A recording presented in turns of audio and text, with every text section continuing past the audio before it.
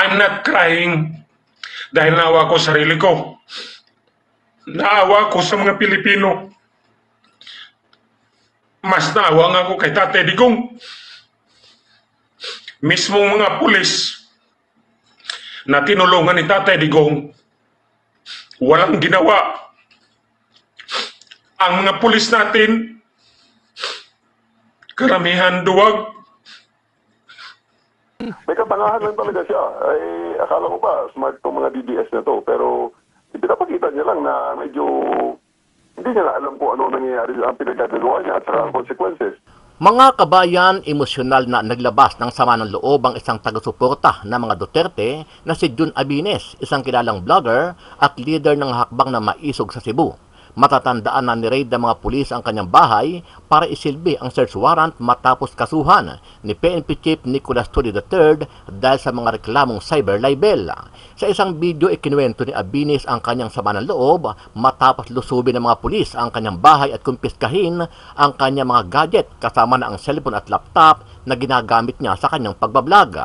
I have nothing against the police na bumarch because pumasok sa bahay ko kasi they are under the instruction of the big boss, lalo na sa ni General Torre na namimihasa na sa pag-violate ng mga people's right, mga basic rights. So si General Torre namimihasa na to silence anyone.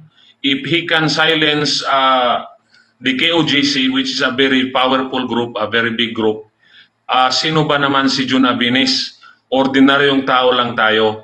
Ayon kay Abines, hinaharas ng mga pulis at mga tao ni PBBM ang mga bigating tao at ordinaryong Pilipino na pinaniniwala ang nagtatanggol o sumusuporta kay BP Sara at kaya dating Pangulong Duterte para patahimikin ang mga ito. Binanatan niya si PNP Chief Torre III dahil sa di umano ay pang-aabuso sa kanyang kapangyarihan para lang mapatahimik ang kampo ng mga Duterte. They will harass anybody. If they will harass PRRD, if they will harass Inday Sara, sino ba? Kinsa man si Jun Abines? I'm not crying dahil naawa ko sarili ko. Naawa ko sa mga Pilipino. Mas naawa nga ako kay Tatay Digong. Mismong mga pulis na tinulungan ni Tatay Digong, walang ginawa. Ang mga pulis natin, karamihan duwag. Sa isang panayam, lantara namang bumelta si Torre dito kay Abines at sinabi pa niya itong may katangahan bilang isang vlogger dahil hindi niya alam ang mga pinagagagawa niya bilang isang DDS supporter. Well, dalawang bagay lang yan. Hindi ko alam kung knowingly gumagawa na naman siya ng fake news or talagang medyo may katangahan lang talaga. Pasensya na, pardon the word. Pero parang may katangahan lang talaga siya. Ay, akala ko ba, smart itong mga DDS na to. Pero ipinapakita niya lang na medyo hindi niya na alam kung ano nangyayari ang pinagkagagawa niya at saka ang consequences. Ano ang masasabi mo dito, kabayan? Sino ang iyong papanigan? Si Abines ba na isang vlogger ng mga Duterte o si PNP Chief Torre III? Sama-sama nating panuorin ang buong video at pakikomment nyo po ang inyong mga reaksyon at sariling opinyon. Pero bago yan, sa mga hindi pa po nakasubscribe sa ating channel na Kabayan News PH, pakipindot po ang subscribe button at pakiclick na rin ang notification bell para lagi kayong updated sa mga bagong upload natin na legit at napapanahong balita. Maraming pong salamat.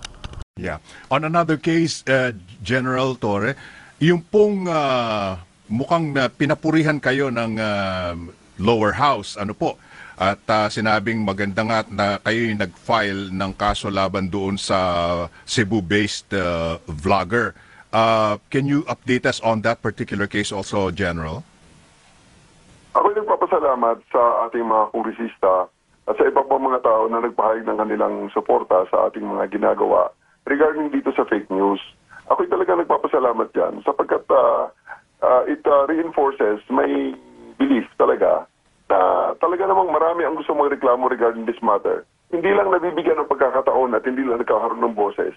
Sapagkat, well, it's, the process of litigious, ganun talaga. Napakadali lang ang paggawa ng content na libelous, pero ang reklamo, ang process ng pagreklamo at pagsasampa nito sa kaso sa korte ay medyo tedious. Kaya nakita ko na marami nga naman talaga ang naging biktima na hindi na lang nagsasalita, at ngayon ay nakakita sila ng pag-asa na ganito pala, pwede rin palang gawin, pwede na palang gawin talaga ito.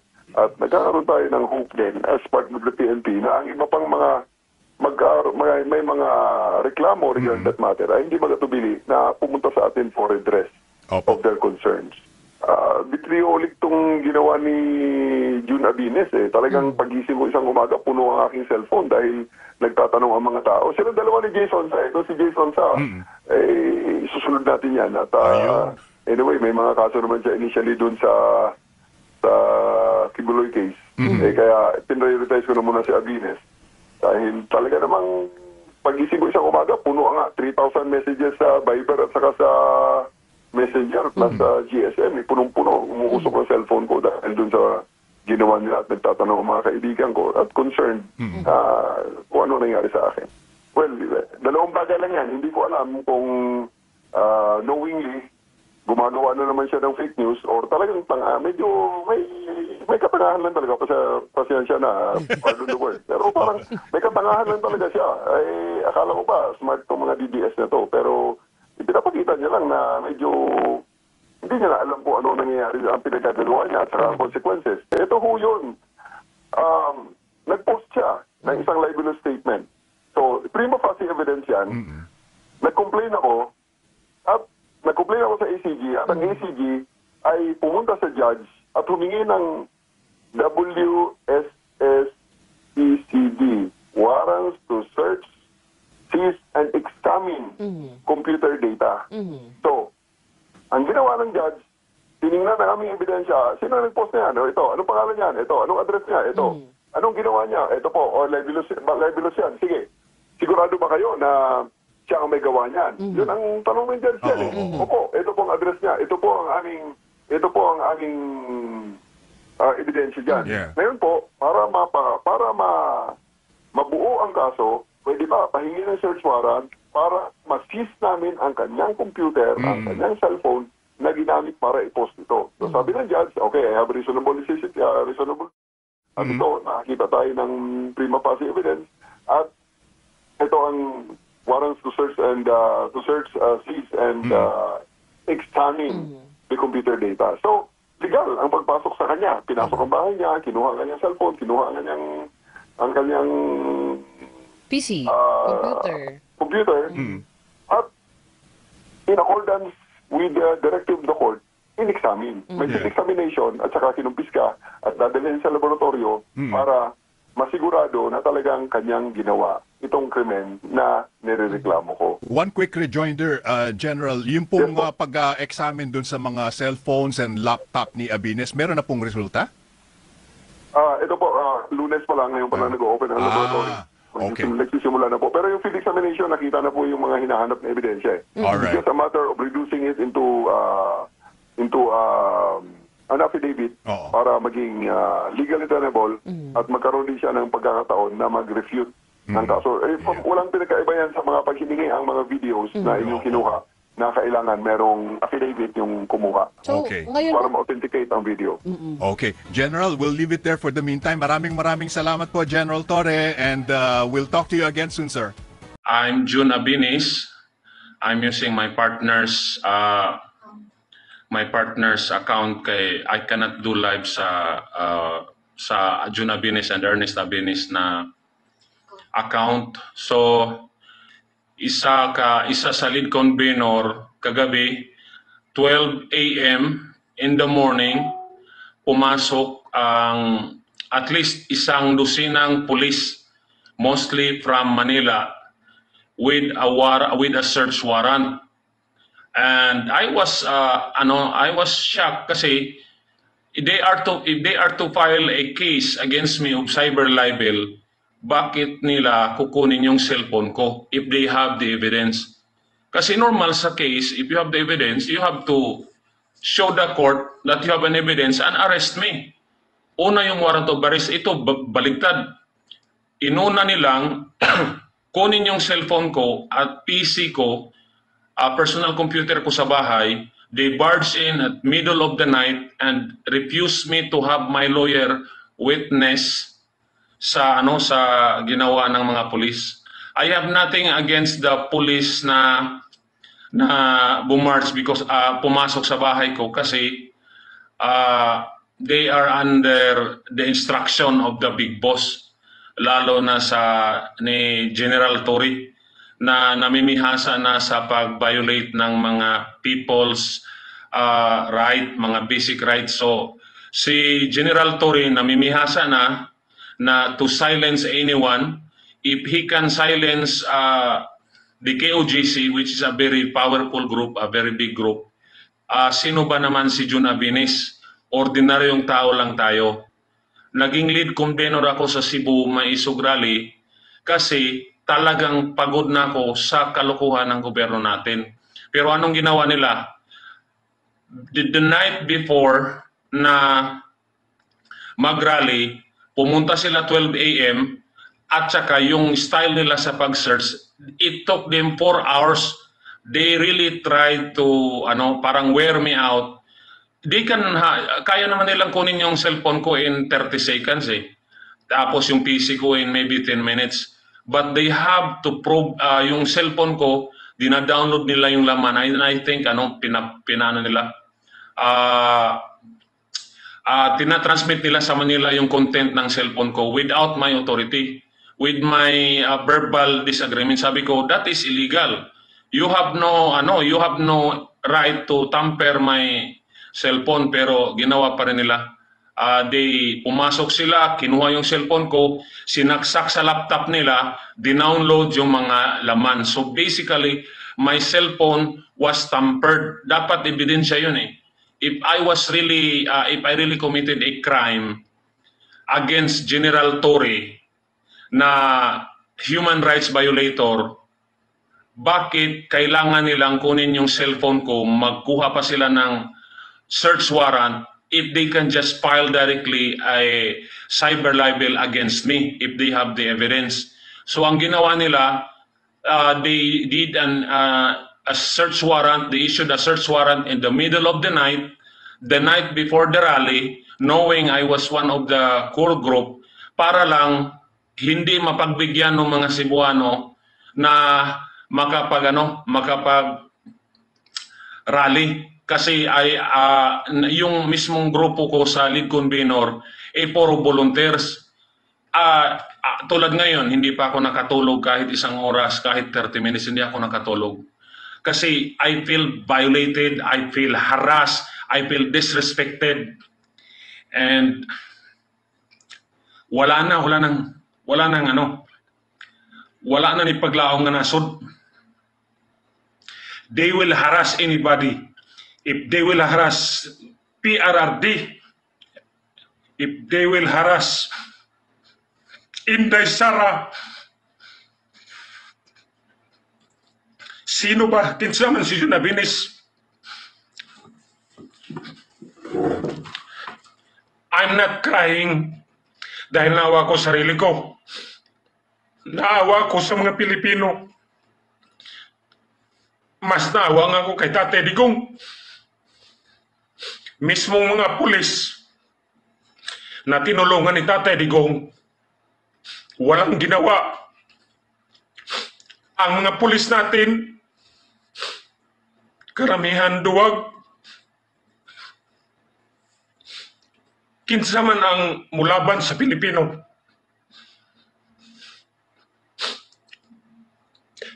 Kada adlaw, gusto nila pildihon ang Duterte. Mismo si Sara niingon, gusto nila patyon si Sara. Ako, Jun Abinis, ultimo, pwede po ko nilang patyon. Ang harassment gahapon, wala arato. Katiting lang ang harassment para sa ako Pero ang ako alang yun, sana mga Pilipino, ilabas na natin tapang natin. Kasi kaya nilang isa-isahin ang mga lumalaban sa bangag administration. Papayagan ba natin na basta-basta na lang yung mga Duterte, isa-silence nila? Papayag ba tayo sa mga kernel na matatapang, ikukulong nila? Papayag ba tayo na ordinaryong mga vlogger, ikukulong nila? I am not crying for myself. Malalaki na yung anak ko. I am crying because walang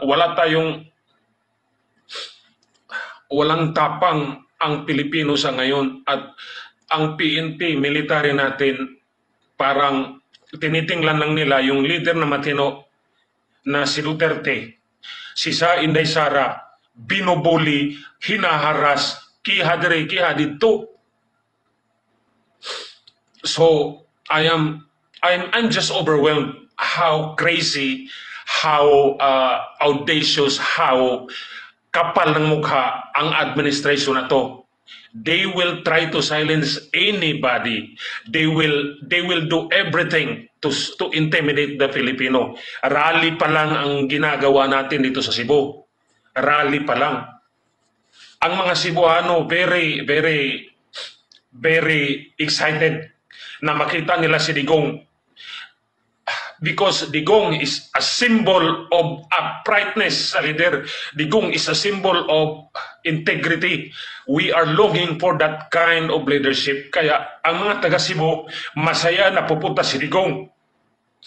I am a volunteer. I spend my own money. Nobody is paying me to join Korma Isog. I just want to show every Filipino na magsakripisyo tayo para makita ng gobyerno nagkaisa tayo. Tapos, naawa ko kahit si Tatay Digong walang budget pupunta dito. I was told, hirap si Tatay Digong sa budget. Kahit yung rally, walang budget. Nagmamakalimos yung ang core group, kahit mga barricade lang, nagmamakalimos para lang makita ng mga tao na nagkakaisang ang mga Cebuano. Si Tatay Digong hindi nagnakaw. Gusto niyang pumunta rito pero mismo yung expense hindi niya kaya dahil hindi siya nagnakaw. Pero tingnan mo yung gobyerno natin, 4.3 trillion ubos na in 2 months. Huwag nating hayaan na wala na yung musukol ani nga gobyerno. Wala nang dignidad ang Pilipino kung bababuyin tayo ng Tory na yan. Ano bang meron si Tory? Tapang lang, apog lang yan si Tory, pero walang dignidad yan. Walang respetar yan sa mga Pilipino. So, karong gabi makita ni Bongbong Marcos, ni Tambaloslos at ni Tory nga ang mga Cebuano, pro Duterte. We love Duterte because he served the country. Every time I speak good about Duterte, sabi nila binabayaran ako ni Duterte. Now I heard. Hindi ka pa nga nakita si Duterte. Hindi ko pa nakita in person si Duterte. Pati si Sara. Mismo si Sara, hindi ko yan nakita. Ordinary citizen ako na nag-volunteer para lang magkaroon ng platform ng mga Cebuano. Yung karaban, pera namin yun mga convenor.